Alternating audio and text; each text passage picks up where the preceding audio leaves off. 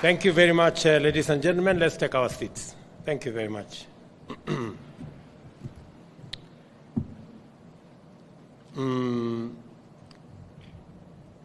Your Excellency, our good friends, distinguished ladies and gentlemen, let me take this opportunity on behalf of the government and the people of Kenya to welcome all our guests from the US and from all other destinations that have joined us in this very, very important summit between the Kenya government and the American Chamber of Commerce, which I have been informed is a regional summit for East Africa. I am delighted to be here this afternoon for this summit, a unique event that showcases the vibrant, dynamic, and growing Kenya-United States partnership. The American Chamber of Commerce Regional Business Summit reinforces our relationship, which stands firmly on the sound foundation of shared values, including commitment to liberty, democracy, and free enterprise. As a matter of fact, just yesterday, we had a virtual meeting with US President Joe Biden and other world leaders at the Democracy Summit, where I underscored our commitment to constitutionalism and the rule of law and respect for institutions. This summit is important because the government of Kenya has embraced and is aggressively implementing the plan for the bottom-up economic transformation of Kenya. We committed to transform the economy by creating a business-friendly environment. Under our plan, we are building the blocks to create wealth. We are already creating jobs and attracting local and foreign investors. We identified 5 broad sectors in which we shall channel strategic investment to catalyze and maintain high rates of economic growth and performance. The plan, therefore, requires huge investment under various innovative frameworks so as to achieve, among many things, the following. Number 1, to transform our agro-industrial productivity and to enhance our food security. Number 2, to actualize universal health coverage, including the production of medical commodities and biomedical supplies, and I was very happy that I met companies that want to work with us in this space this afternoon. The digital superhighway and last-mile fiber infrastructure. Again, I was very happy to meet tech companies that will take advantage of this platform to enhance e-commerce and to create opportunities for our tech-savvy, youthful population.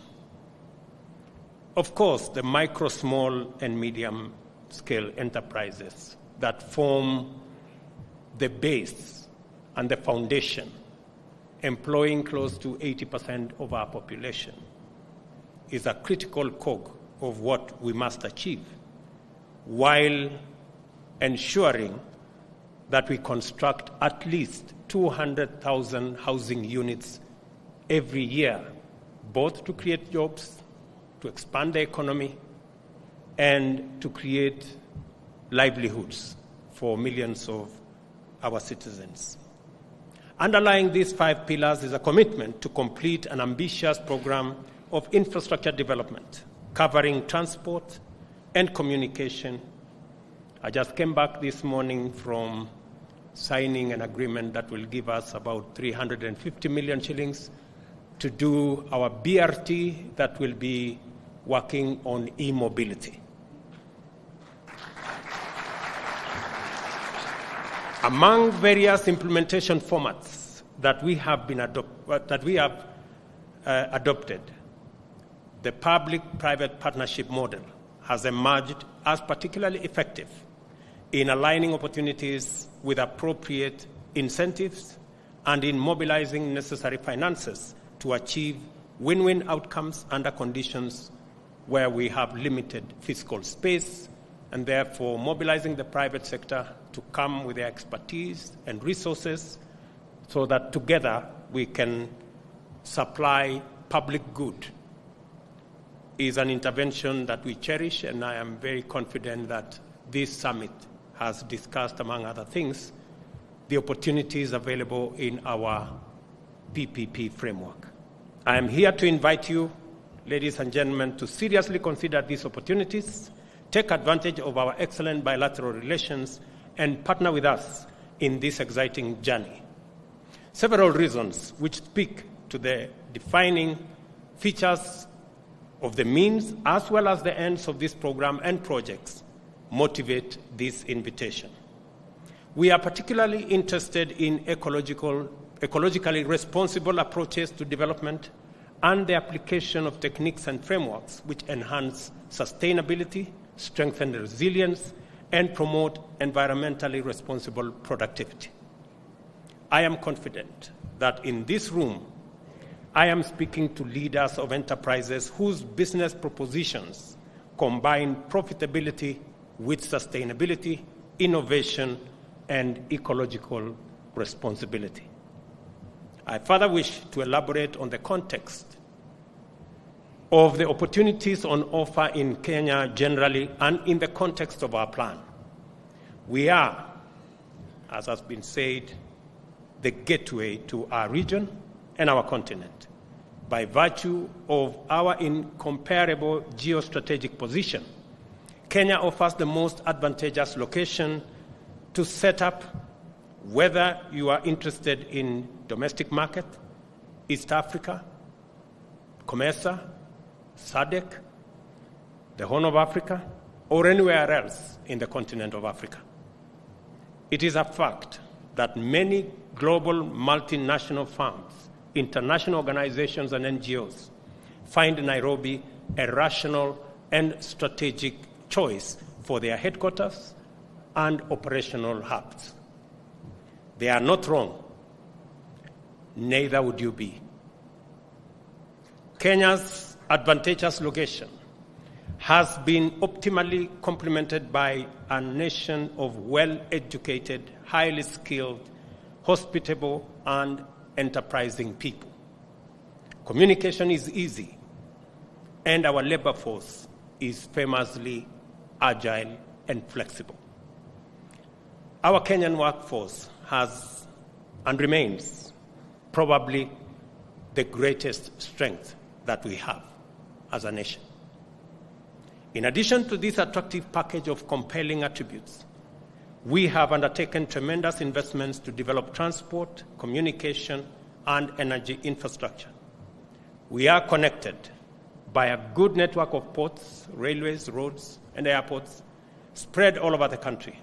Kenya is also supported by a good energy mix that is 92% green and on the way to becoming 100% green by 2032.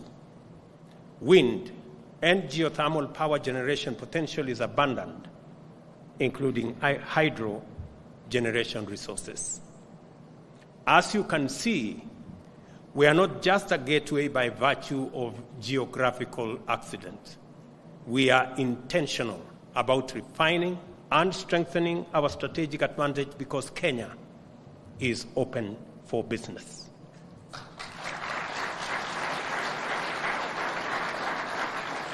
This is to say that Kenya is interested in and committed to promoting the best operating environment for business enterprises, and that our policy and institutional framework is designed to make Kenya the most competitive investment destination. It is also to affirm that we are determined to deliver on every single undertaking, commitment, and pledge that we make to any stakeholder, be they citizens, communities, businesses, or our international partners like the ones we have in this room this afternoon. My friends, Kenya is not only open for business, we also mean business.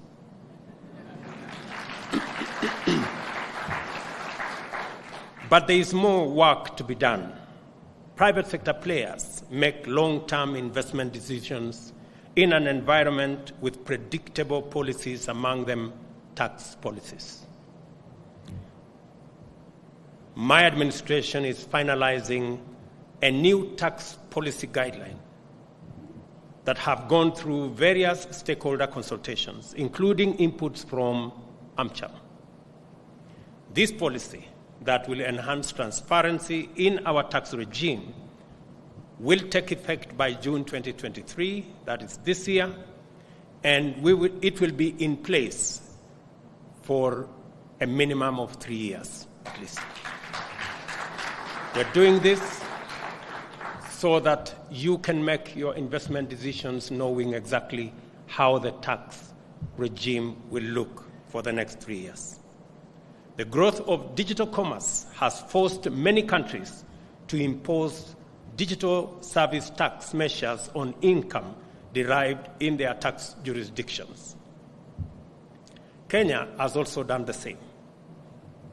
But following discussions with players in this sector, we have made a commitment to review this tax regime and align it with a two-pillar solution currently being developed by the Organization for Economic Cooperation and Development, which is an inclusive framework. The framework will guide the taxation of digital commerce transactions going forward once the negotiations are complete.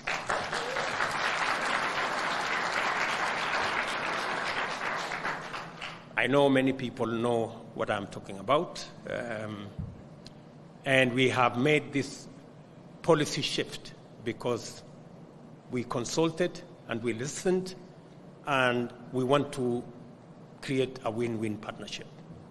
One of the key challenges for business community has been the issue of tax, especially VAT on exported services.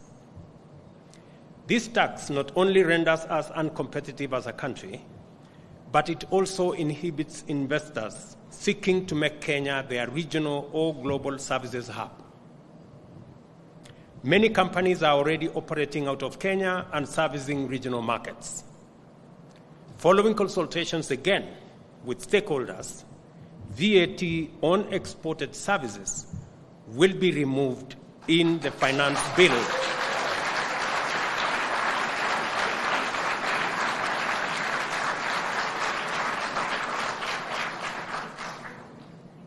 Let me take that again. Maybe I could get some more applause. Following consultations with stakeholders, VAT on exported services will now be removed in the finance bill in the coming budget in June this year.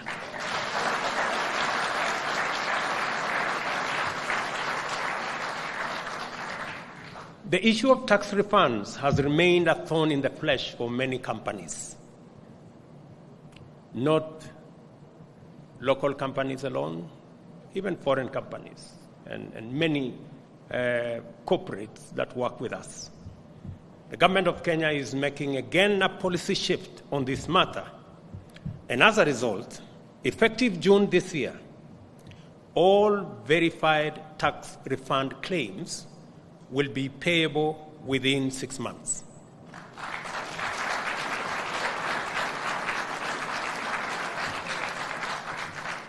I know that has been said somehow before.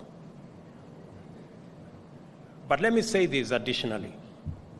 If, for whatever reason, a refund is not made by the Kenya Revenue Authority within this period, the taxpayer can offset their claim against future tax liability without further application to the Kenya Revenue Authority.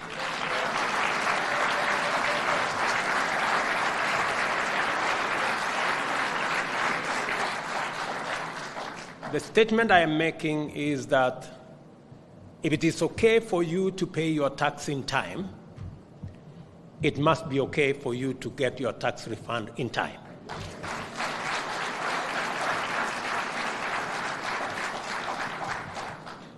And if we fail, for whatever reason, after you have paid your tax in time, I am saying after 6 months, all verified tax refunds you can net off from what you are supposed to pay to the government of Kenya. That way, we will eliminate any possibility of tax refunds outstanding for more than 6 months. And I think that is, we have taken that policy position because I have had this challenge of tax refunds ever since I became part of government. The government of Kenya is keen to make Kenya the top innovation hub on the continent and attract new ideas, often executed by startup companies. However, I have received complaints that we impose what we call employee benefit tax on allocated shares to employees of startup companies, even before any value is realized on these shares. I'm proud to announce that the government of Kenya will exempt startup companies from paying taxes.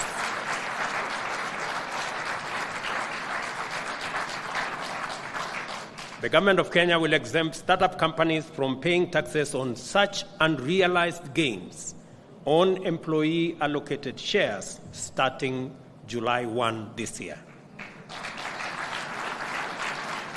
I know I'm speaking to many Kenyan startups. I know I'm also speaking to many startups from everywhere in the world.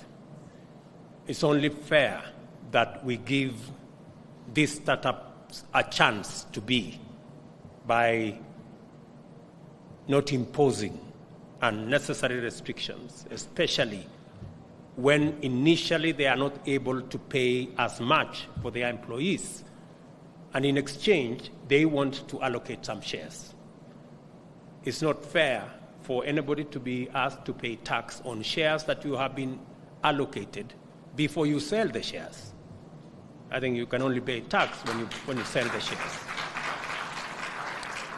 I am committed to make Kenya one of the most attractive places to do business.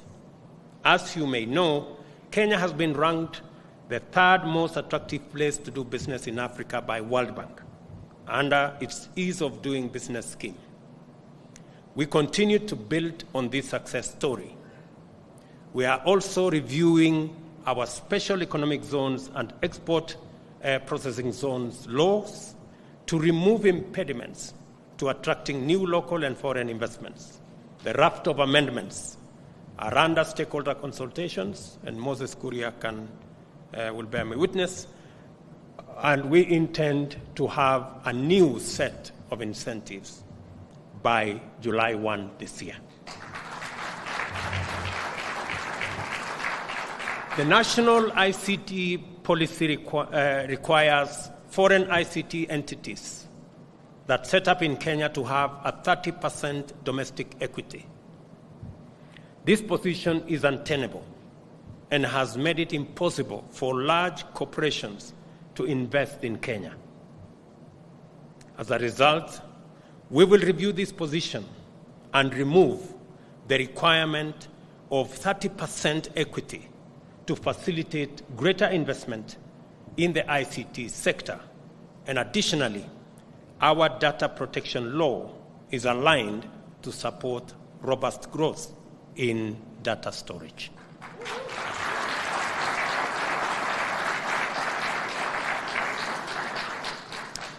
I am sure that AWS have something to report. In fact, I was persuaded by a good gentleman from Amazon Web Services that it was impossible for Amazon to cede 30% equity to any entity they didn't have a business relationship with.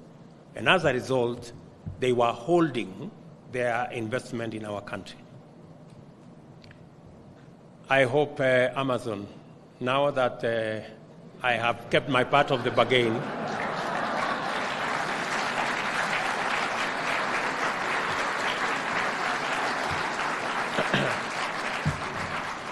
now that I have kept my part of the bargain, I hope you keep yours. And it's not just about Amazon. It's about all other ICT companies that want to invest in our country. Kenya has one of the most developed financial services sector in the continent. We are ripe for the establishment of an international financial center in Nairobi to attract global financial players. To continue to reinforce this strong position, we are working with organizations such as Financial Action Task Force to ensure Kenya fully complies with the relevant international standards on money laundering and terrorist financing activities, so as to make this international financial center a reality. And Moses Kuria has marching orders on what he needs to do for us to make this reality. And to cement our partnership in trade and investment, the American Chamber of Commerce, the Government of Kenya, and the United States have today, right in front of us here, launched a trilateral business dialogue to address and resolve the challenges of U.S. investors and businesses in Kenya. This new trilateral platform, scheduled to meet every 3 months, will serve as a key convening body to jointly tackle investment challenges and is a demonstration of the Government of Kenya's commitment to hearing directly from the U.S. business community. I wish to affirm that we are determined to deliver on every single undertaking, pledge, and commitment, both to our friends and to all our citizens. I will now cover a few areas where interesting activities is taking place to highlight the opportunities and progress in Kenya. We are interested in modernizing food production to achieve food security and anchor agro-industrial manufacturing. The lifting of the long-awaited ban on GMO crops is intended to bestow the benefits of safe technology to support agricultural abundance. The Kenya food exports to the U.S. increased by nearly 10% in 2022 to reach US dollars 190 million. There are opportunities to leverage US-Kenya investments and collaboration to grow the agricultural sector and take full advantage of the US market. Del Monte, for example, the largest private sector employer in Kenya, has invested US dollars 5.5 million in a new state-of-the-art fruit packaging facility as part of its diversification program. The facility has a processing capacity of 60,000 metric tons of fresh fruits and vegetables a year and has created 280 jobs already. Del Monte's plan is to source pineapples, avocados, mangoes, French beans from local growers in Murang'a, Kiambu, Machakos, and other counties, engaging about 2,000 farmers. I am delighted to share that Kentegra, that was already mentioned by Moses, a US-Kenya company at the forefront of restoring our country's position as the leading producer of organic pyrethrum insecticides, is building a new pyrethrum refinery in Nakuru. With support from the US government, this refinery will benefit about 90,000 farmers in 5 counties. I had the privilege to connect Ambassador Meg with the 5 governors so that they can provide scale for this factory. And in fact, as the Nakuru Governor Susan Kihiga said in January when she announced the new investment, and I quote her, "I am a very big champion of pyrethrum, and I am convinced we can make it one of our main cash crops and best money maker again." This reminds us of where Kenya was a few years ago. The Kenya-US partnership is at the center of this industrial revival. Synergy, a U.S. investment and innovative company founded by young Massachusetts Institute of Technology graduates that turns waste into fertilizer, fuel, and animal feed, will expand their farm and organic waste collection, more than doubling their production of affordable, locally produced agricultural inputs to the benefit of at least 10,000 farmers. The expansion of the factory will also create at least 300 new jobs. Leveraging U.S. agriculture and green technology solutions can help Kenyan farmers adapt to drought and climate change.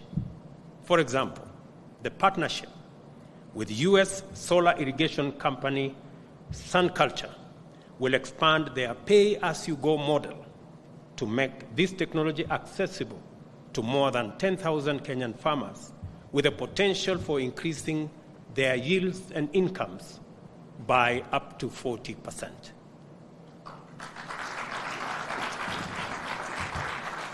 Hello Tractor, a company the First Lady of the United States, Dr. Jill Biden, visited when she was in Kenya last month, is an ag-tech company that connects tractor owners and smallholder farmers through its tractor sharing application. With John Deere, they are scaling up operations throughout Kenya, combining Hello Tractor's ability to unlock the last mile of digital agriculture with John Deere's sector know-how and investment creates significant opportunities to add additional services to smallholder farmers, such as climate-smart agriculture, operator training, and agronomist services.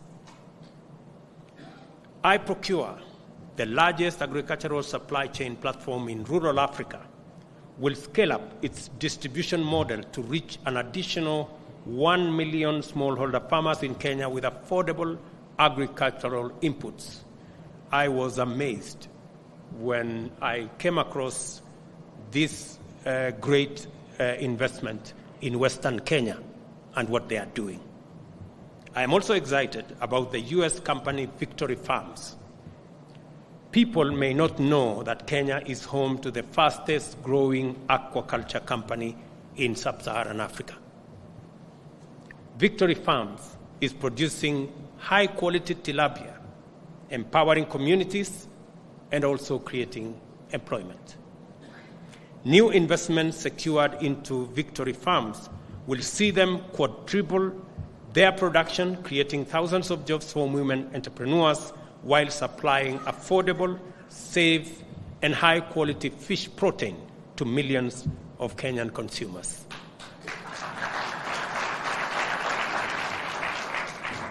And of course, the big story, the apparel sector, is soaring and primed for even more growth. Kenya's 2022 apparel exports to the United States hit an all-time high of US $544 million, a 21% increase from 2021, and over 60% of our export to the US last year.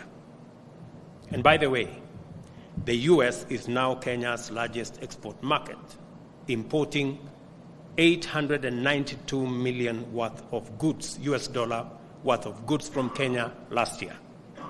We also imported, we're not doing badly, we also imported US dollars 600 million of goods and services from the United States last year. This is balanced by all indications. And this is sustainable trade with lots of room for growth. Iconic US brands are sourcing in Kenya, including Calvin Klein, Levi, Lee, and Wrangler. Specifically Wrangler because I have 2-3 shirts in my wardrobe. In recent years, new factories like MAS and Hella have entered the market, creating more than 12,000 jobs in the past 2 years. Since I came into office, new partnerships have been launched with a number of leading manufacturing companies, including the aforementioned MAS and Mega, Coastal Apparels, UAL, that will create an additional 20,000 jobs and increase exports by an additional US dollars 200 million in the next 2 years.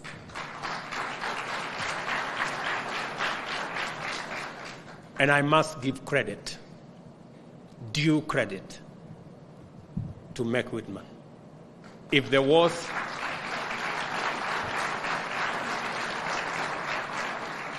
a possibility for one ambassador to represent two countries, Meg Whitman would be one of them.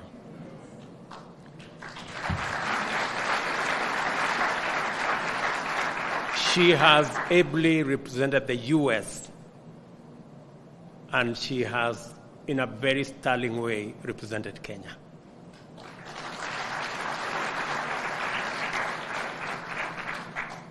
We are also working with best cooperation on a new apparel manufacturing facility in Kenya to be launched mid this year, with plans to hire another 2,400 new employees. Kohinoor Elastics, the first elastic manufacturing investment in Kenya in a long time, will be launched this year. Additionally, U.S. company NextGen will build a state-of-the-art apparel label and packaging facility that has already broken ground and will be operational by September.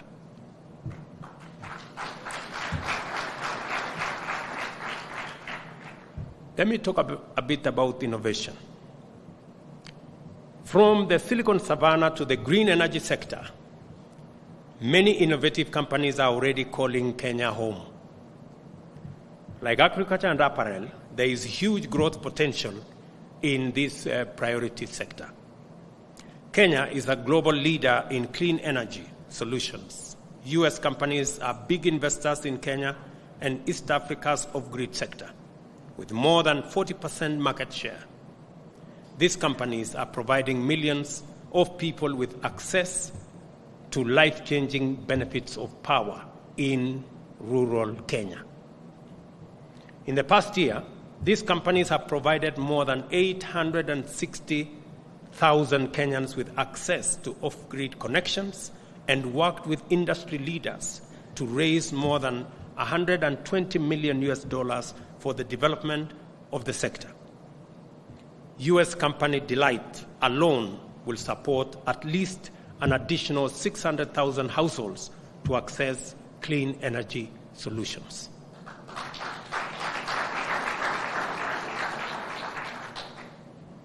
Milele Energy, a U.S. company, has just concluded a deal to acquire part of the Turkana wind power project, one of the largest in Africa and producer of over 20% of Kenya's electricity in 2022. This is together with plans for expansion. Sympion Power, another American company, is closing in on a deal to develop a geothermal plant in our Rift Valley. I am also delighted that plans are moving forward for Kipeto 3 right here in Ngong, a new 50-megawatt grid-connected wind power plant with an integrated battery storage component for the first time.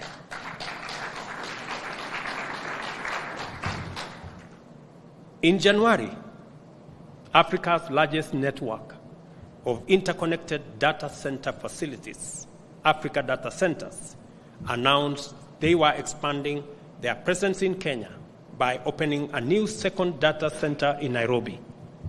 The data center and several more we are expecting in the coming months will further serve as the backbone of our Silicon Savannah future, providing secure digital infrastructure and open, interoperable, and reliable internet. In fact, at our leading private-owned special economic zone, Tatu City in Kiambu County, CCI Global, the largest business processing outsourcing company in Kenya, is doubling its workforce from 4,000 to 8,000.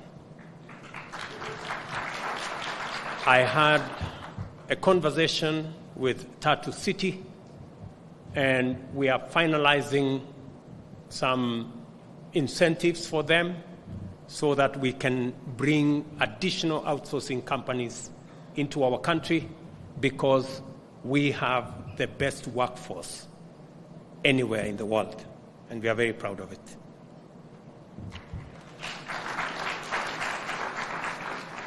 In the next year, again, CCI will add 4,000 jobs in Kenya for American clients like United Airlines, Spirit Airlines, JetBlue, AT&T, and Shipt. These are new jobs for young Kenyans, largely between 18 and 24 years, who are known by international brands for their highest level of customer service. Thanks to CCI and its American clients, Kenyan hospitality has gone global. On the Silicon Savannah, I know Kenya can further hone our technology ecosystem to attract business and become the premier destination on the continent for big tech companies and vibrant startups.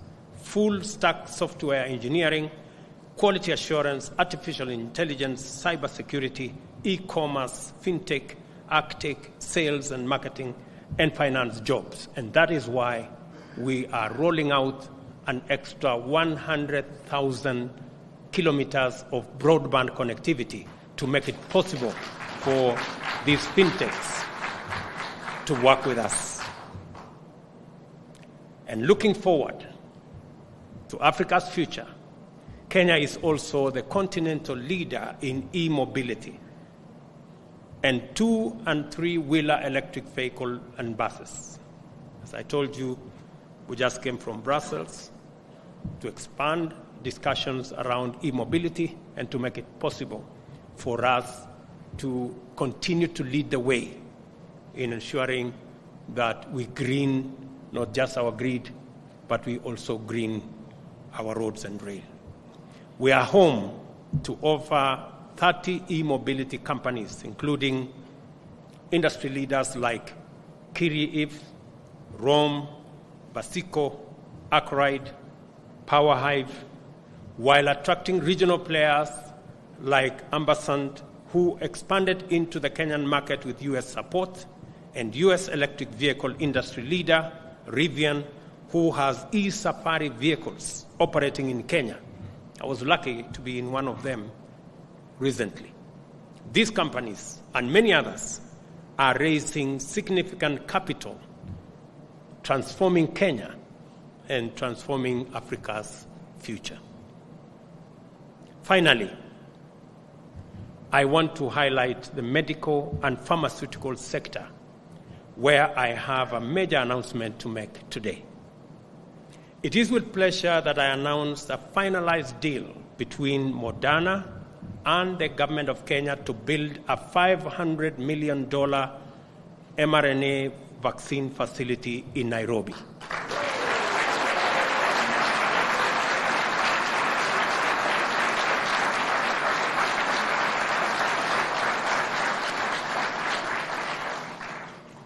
Because of this facility and what we had to put in it, I've never had as many sleepless nights and so much trouble from Ambassador Meg Whitman. I am very happy that finally this is done. This will be the only such facility on the African continent, and for Moderna, their first factory outside the United States.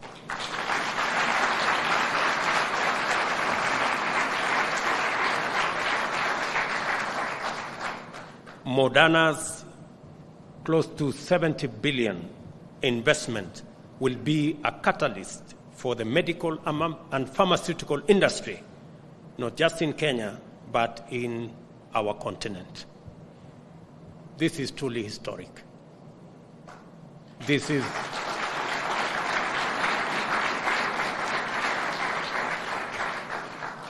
major. This is my administration's vision for the future of Kenya. And for the record, MCC is on the way. I think we are in the final stages of finalizing the negotiations around MCC. I will be consulting with our legislature to provide the necessary legal framework for us to actualize that investment, again, by the U.S. government. It is now my pleasure, ladies and gentlemen, to invite a great lady. I have had many meetings with her, Shannon Klinker of Moderna, to virtually share some insights on this investment and append her signature virtually on the agreement. Your Excellency, Dr. Whitman, the Honorable Ambassador Whitman, other cabinet secretaries, representatives of the U.S. government, and distinguished guests. As the steward of Moderna's global public health strategy, it is my distinct pleasure to join you to finalize our agreement to establish an mRNA manufacturing facility in Kenya. This is a momentous occasion. This marks the promise of Moderna's first mRNA manufacturing facility in Africa. And it is grounded in our commitment to being part of the ecosystem that supports the public health needs of Kenya and all people across the African continent. This agreement is a key pillar of Moderna's global public health strategy. With it, we will bring mRNA innovation to Africa to address areas of high unmet need, such as acute respiratory infections, as well as persistent infectious diseases like HIV and outbreak threats such as Zika and Ebola. It also demonstrates our great confidence in the investment climate in Kenya and the importance of utilizing mRNA technology to build resilience and health security in Africa. Our shared desire for a healthy ecosystem for vaccines development and manufacture for the continent is amplified by the expanding role of industry in East Africa. Moderna is building towards regionally responsive manufacturing.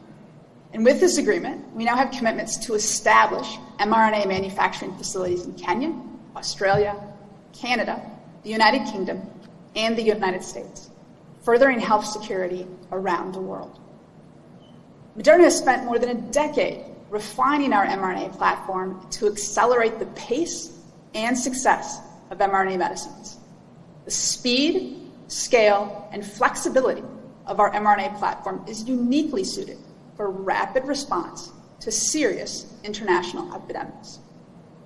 We will prioritize development efforts against pathogens identified as persistent global health threats, including HIV, tuberculosis and malaria, neglected tropical diseases, and the priority pathogens of the World Health Organization and the Coalition for Epidemic Preparedness Innovations. And we are committed to advancing into clinical studies a portfolio of 15 vaccine programs targeting emerging or neglected infectious diseases by 2025, advancing vaccines that address current diseases of significant impact to low and middle income countries, and those that prepare for serious international epidemics. We have much work to do together as we strive to enable access to manufactured mRNA vaccines in Kenya and to build the capability to rapidly scale and respond to public health emergencies in the continent and around the world. Your Excellency, President Ruto, on behalf of Moderna's Board of Directors and our CEO, Stéphane Bancel, we are very grateful to you and your government for your vision and partnership in this endeavor. And we are also deeply grateful for the leadership of the Honorable Meg Whitman and for her instrumental support of me and of this project. Partnerships like this one are essential to exploring the possibility of mRNA to tackle the world's greatest global public health threats. I look forward to all that is ahead of us as we work together to positively impact human health. Thank you.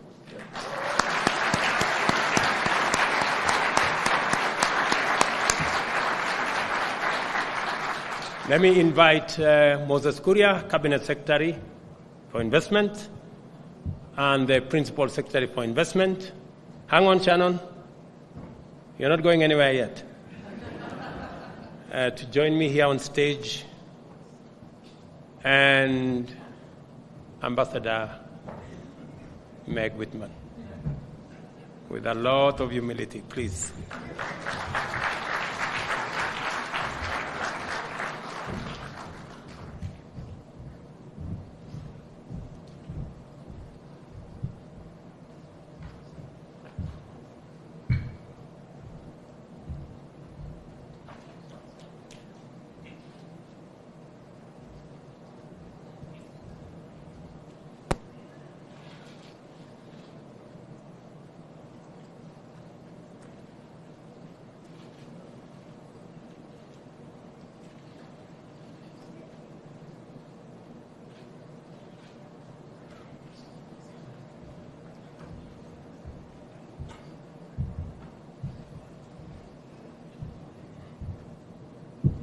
Shannon, are you there? I am here.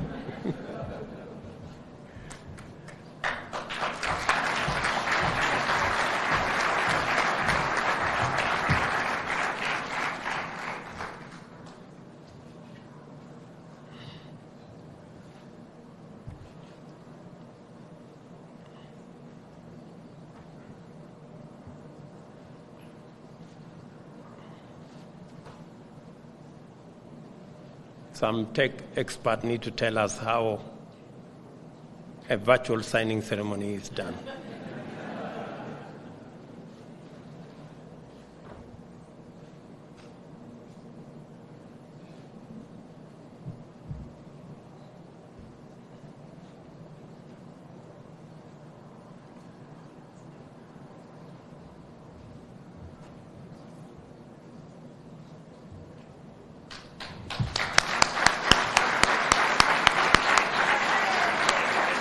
Wow. Yeah. Okay.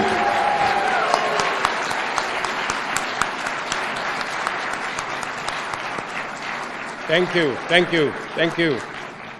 That's how it looks. Thank you, Shannon. You've been exceptional. Thank you very much. Thank you. And as a lifelong hustler, I understand business. The Kenya government understands business. If your business is already here, we welcome your investment, partnership, and future expansion. If you're not here, as we say in Kiswahili, Karibu Kenya, welcome to Kenya. I saw, while I was traveling, the U.S. ambassador's post on the embassy website that read, "Why Africa?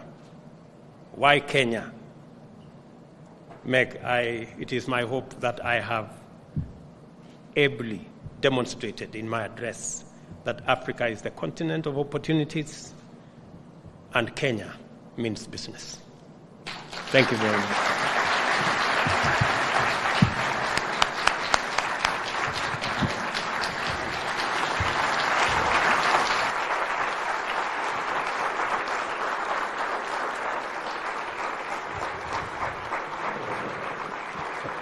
Thank you, Your Excellency, for that wonderful, wonderful speech. Come on, let's just give him another round of applause, ladies and gentlemen, for a wonderful delivery. And now we have the answer for why Kenya, why Africa. We are equally able known now. Your Excellency, with your permission, we have 3 photos we'd like to take. So with your kind indulgence, I'll request that we have the AmCham board kindly just come to the stage. AmCham board, if we can start with the AmCham board, kindly come to the stage. We only have 3 photos we're going to take, Your Excellency, with your permission, so that we can now come to the conclusion, the reasonable conclusion to this particular event. AmCham board, The next picture we're going to take is the USG delegation, so just get ready. But we'll start with the AmCham board. Your Excellency, with your permission, we'll ask you to join them. The next is USG delegation.